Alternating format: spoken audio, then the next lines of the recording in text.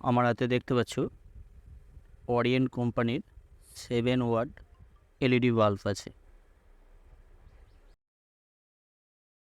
Orient কোম্পানির 7 watt LED বাল্বটা problem হচ্ছে, জ্বলছে নেমছে, ব্লিঙ্কিং হচ্ছে।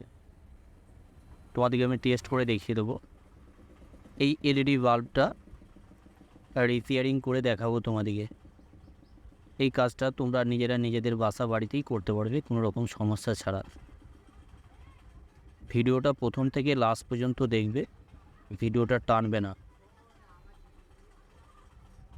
আমি টেস্ট করে তোমাদেরকে দেখিয়ে দেবো সমস্যাটা।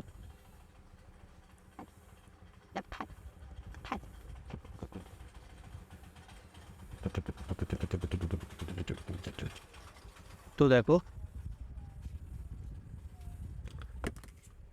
এরকম ব্লিঙ্কিং হচ্ছে, দেখতে পাচ্ছ। তো এই ব্লিঙ্কিং প্রবলেমটা ম্যাক্সিমাম এলইডি বাল্বের ক্ষেত্রে এই প্রবলেমটা আসছে। তো এইটা কীভাবে তোমরা সহজে অল্প খরচার মধ্যে এই প্রবলেমটা সলভ করতে পারবে। তো দেখো এখন আবার ঠিক হয়ে গেল। তো কখনো ব্লিঙ্কিং হচ্ছে, আবার কখনো আবার ঠিক হয়ে যাচ্ছে, এটাই এর মূল সমস্যা।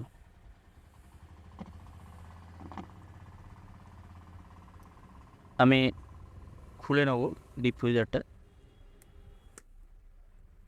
খুলে নিলাম।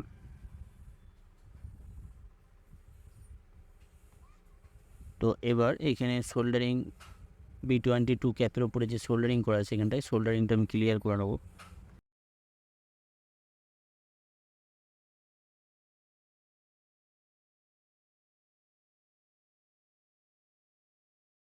রামগুলো আমি খালি করে নেব।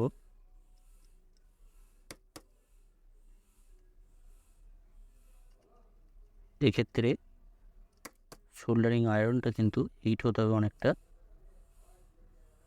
না হলে রামগুলো খালি করা খুব সমস্যা হবে।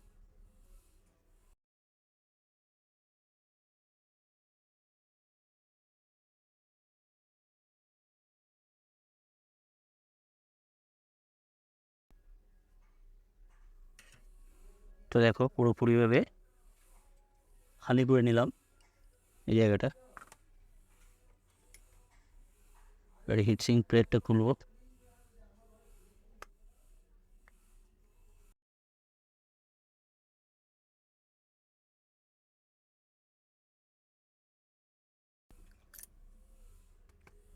ড্রাইভারটা খুলে নিলাম।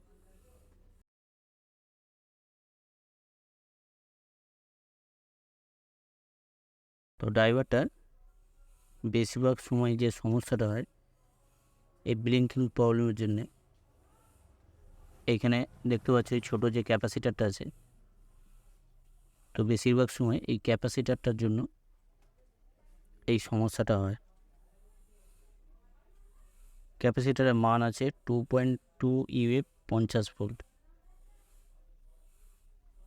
আইসি থেকেও সমস্যা হয়। ফার্স্ট টাইম আমি এই ক্যাপাসিটারটা চেঞ্জ করব। চেঞ্জ করে যদি সমস্যা ক্লিয়ার হয়ে যায় তাহলে ভালো কথা, না হলে অন্য পার্টসের দিকে লক্ষ্য রাখতে হবে বা সেই পার্টসটা চেঞ্জ করার পরিকল্পনা করতে হবে। তো আমি প্রথমে এই ছোট ক্যাপাসিটারটা আমি চেঞ্জ করব, চেঞ্জ করে দেখব সমস্যা ক্লিয়ার হচ্ছে কি না। তো এই ক্যাপাসিটারটা মার্কেটে তোমরা নতুন কিনতে পেয়ে যাবে, বা পুরনো ড্রাইভারে যদি থাকে তাহলেও তোমরা লাগাতে পারো, কোনো সমস্যা নেই। ক্যাপাসিটারটা আমি চেঞ্জ করে নেব।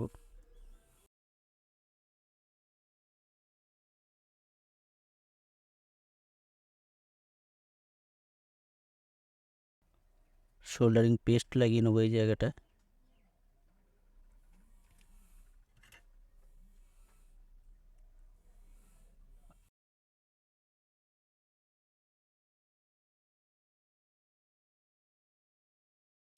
তো এইদিকে হিট করার পর হালকা হাত দিয়ে টানলি ক্যাপাসিটারটা বেরিয়ে যাবে। তো দেখো মানটা দেখাচ্ছি তোমাদিকে 2.2 UF বাই 50 ভোল্ট।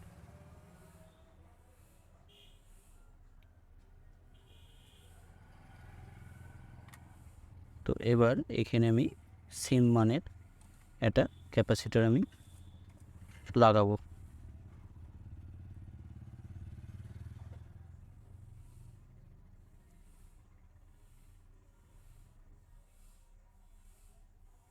এই জায়গাটা ভালো করে পরিষ্কার করে নিতে হবে, কেননা না হলে সোল্ডারিং করতে সমস্যাটা হবে।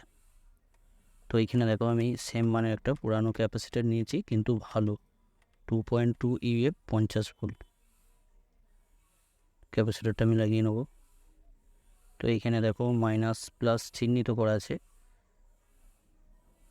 যেমন ছিল সেরকমই লাগাবো।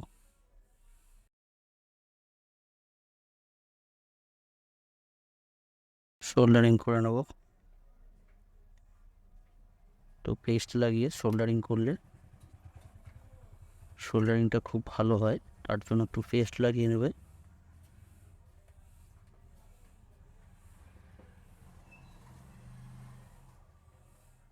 সুন্দরভাবে সোল্ডারিং করে নিলাম,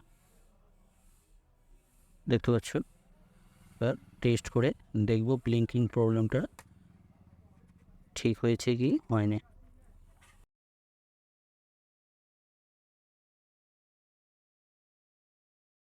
তার জন্য আমি একটা এক্সটেনশন কর্ড নিচ্ছি।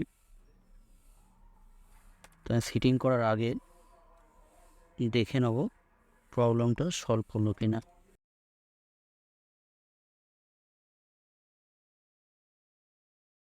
কেন ফিটিং করার পর প্রবলেম যদি না সলভ হয় আবার খুলতে হবে, অনেকটা সমস্যা।